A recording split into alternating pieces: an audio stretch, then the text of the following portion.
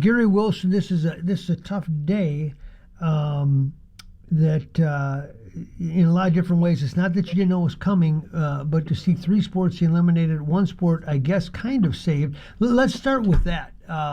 We went into the Regent meeting today not knowing exactly. We had a pretty good idea, and outdoor men's track survived. What went into that? What was your take on that? Well, I think it was a political move to, throw a bone out to the outdoor track and get an extra vote or so on the board. That's what I think. I think it was. I think this has been a hit job. I think this is premeditated. I think it's been planned for 4 years or more. And the thing that really upsets me. Well, I people have been calling me, "How do you feel?" I said, "Well, I feel like four of my brothers and sisters got thrown out of the boat, and we dove in, and we could only two of them drowned." Gymnastics and tennis, and two of them are on life support, and that includes men's track, even though the outdoor is safe for right now, and also the women that are still going to get cut. So it just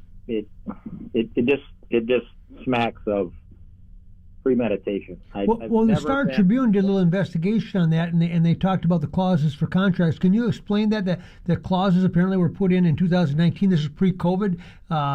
In regards to if your sport is dissolved, so too is your contract. Yep. And you know how it is when you sign a contract, especially the Olympic sports. They don't have agents, they don't have lawyers, they don't have anything, and they sign them. But from my investigation, nobody was really told that, this is what's going to happen, and obviously it's premeditated. It's like, well, you know what? Guess what? Because this is not going to end here. This is not going to end here on our side fighting, but it's also not going to end here and around the country, because it's just a flat out, I'm going to get the Olympic sports as low as I can get them and give as much money as we can to everybody else, and screw the kids that are being cut. That's what it's about. But do you think it's about people just looking at this deficit and the money they've lost and saying we have no choice, or what do you think it is? Oh, come on.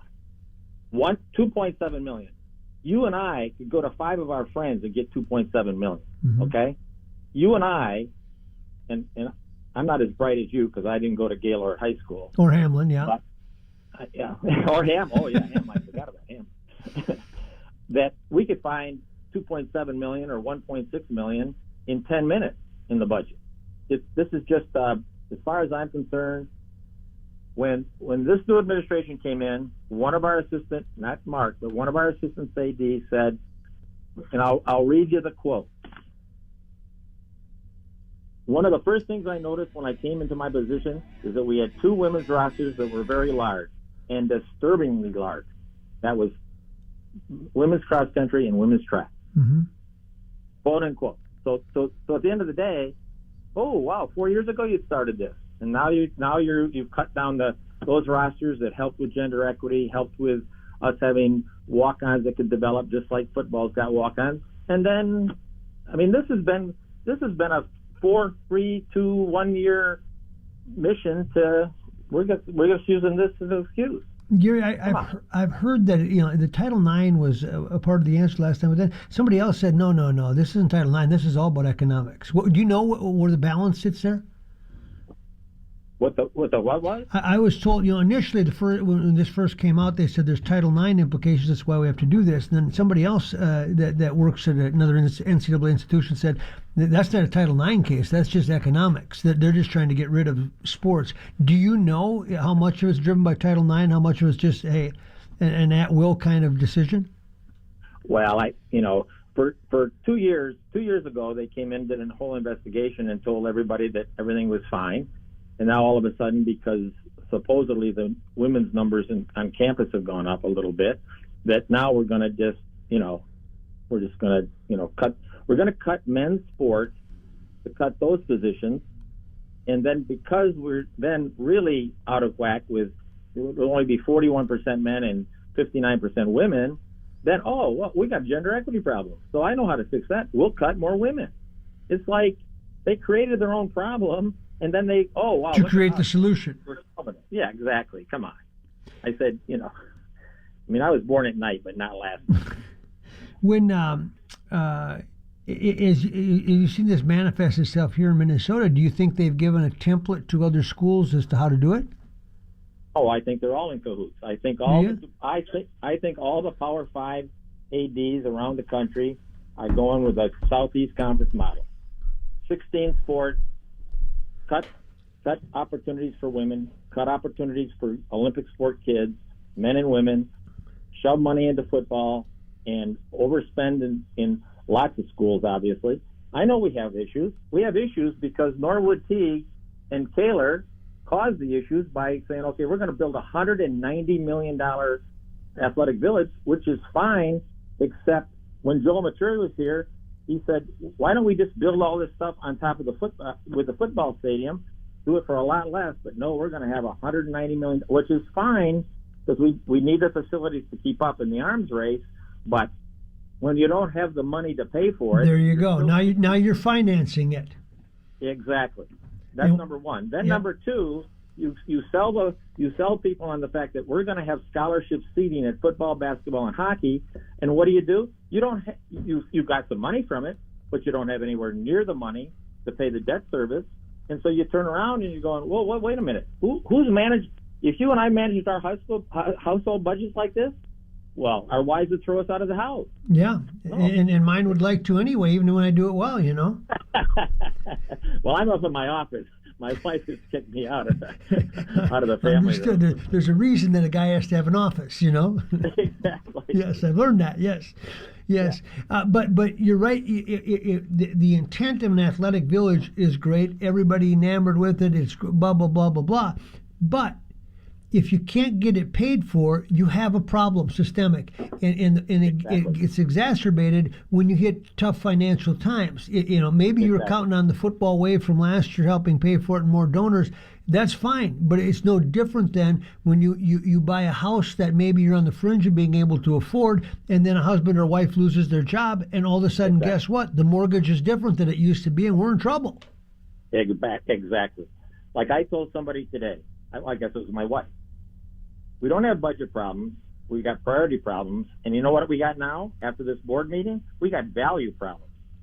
The values of Minnesota and what we are as a school and not only an athletic program, but, academically and band and chorus and blah, blah, blah. Who we are is we're not that anymore. We're moving away from that.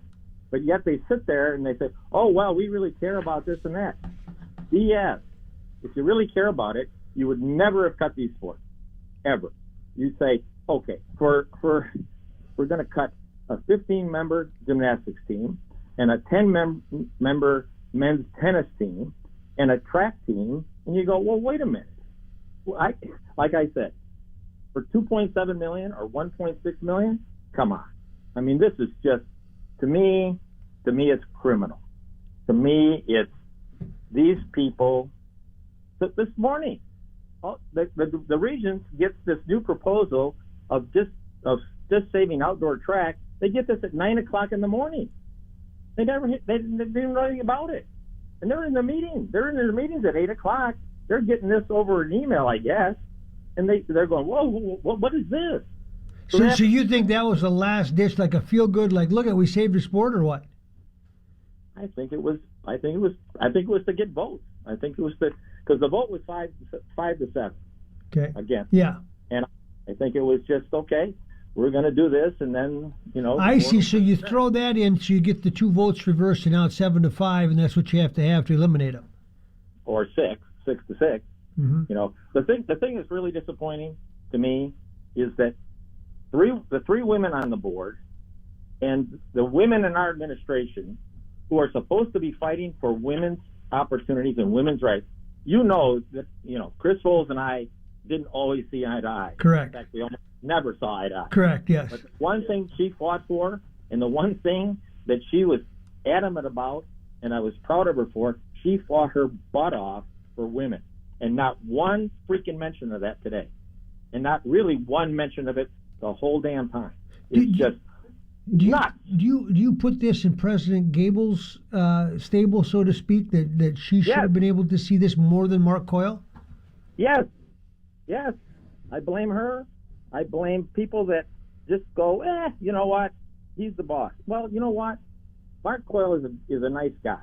He helped me with the women's locker room. Yep, and you guys have had a long-standing relationship. Yep. We have a relationship. But God dang it, who the hell is his advisors? Not one person that's in his inner circle is a Minnesota person. Not one. Walk down the damn hall and talk to Mark Ryan, who's been here for 25 years, was overseeing track and field, and say, you know, that they throw this crap out that, well, you know what? They're just those walk-on kids didn't have a great experience. Well, I'll tell you, my walk-on kids that ended up developing and/or had great experience, every one of them wrote to the Board of Regents and said, wait a minute, you're slapping us in the face. The thing that Roy Griak and I always prided ourselves on is that we got a lot of walk-ons, we gave kids a chance, and we had Olympians out of that, we had Big Ten champions, we had All-Americans. Gabe Grunwald, you know, was a walk-on. Yeah, hard to believe, yep. Yeah, and we're not going to have that. We're going to have 20 cross-country people? Come on. I mean, because football is a developmental sport, believe it or not. That's why there's 35 walk-ons, because you never know who you're going to get. You never know who's going to develop. Track's the same way. Track and cross-country need those kind of numbers. And what did we get? We're down to, I used to have 45, 50 kids on cross-country. Now, they've gone from 40 to 47 to 35 to 30, and now next year they want to put them at 20. You go, wait a you know what? Were you surprised, just from where you stand, that golf survived it? And why would that over tennis say? I don't know. One of the administrators is a golf coach, previous golf coach, so maybe that was it. I have no idea what the hell they're talking. I have no idea. Who do you think is the most vulnerable going forward now that this is on the table? Every single sport except men's and women's basketball, football, volleyball. But women's basketball and women's volleyball do not make money. Does that make them vulnerable? No, because they pay those guys, they pay those coaches way too much. They can't have them fail. They're not going to fail, you know. And if they are going to fail, they're going to, you know, get another coach that can make them go. But see, that's the point, Maxie. The point is that athletics in any college, any place in the world, was not developed as a business model. There's a great adage about, you know, selling blueberries. We're not selling blueberries. We can't send these people back. We're trying to help young people learn life lessons, et cetera, et cetera, et cetera. This is not about we got to make money. Okay, we have to make money because of TV and blah blah blah. But we've overcommitted.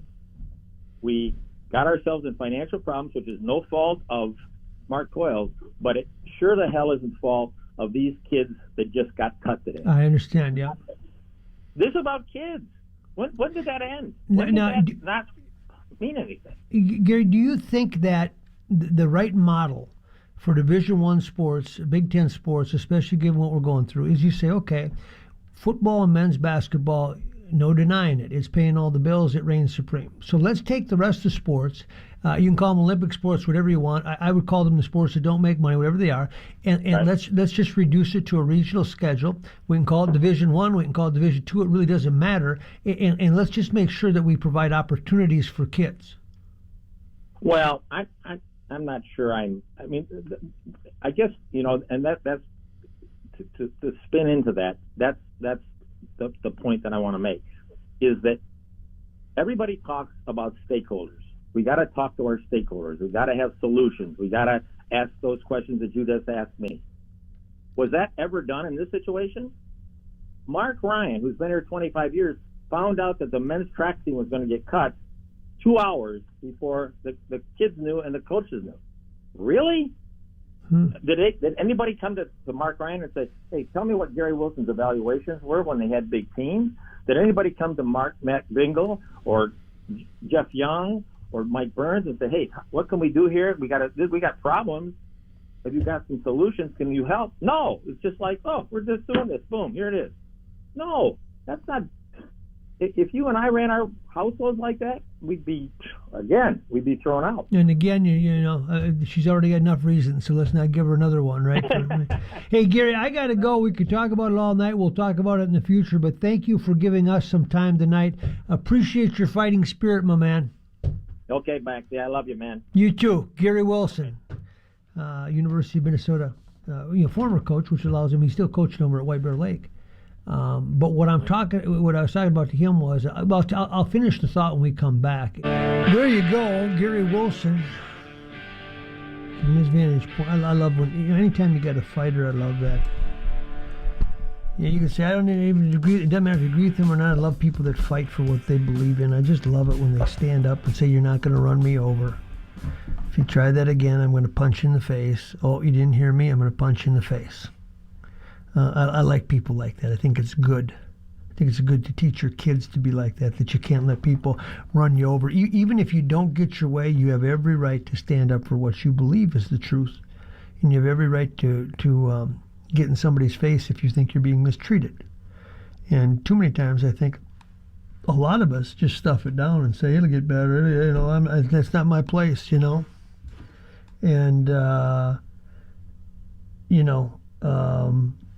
that's not good, and then the anger builds inside of us, and then it suffocates you, and eventually you could blow that cork if you're not careful. But I just admire people that will fight, and Gary Wilson is a fighter, and so is Roy Griak. We mentioned late Roy Griak, good people.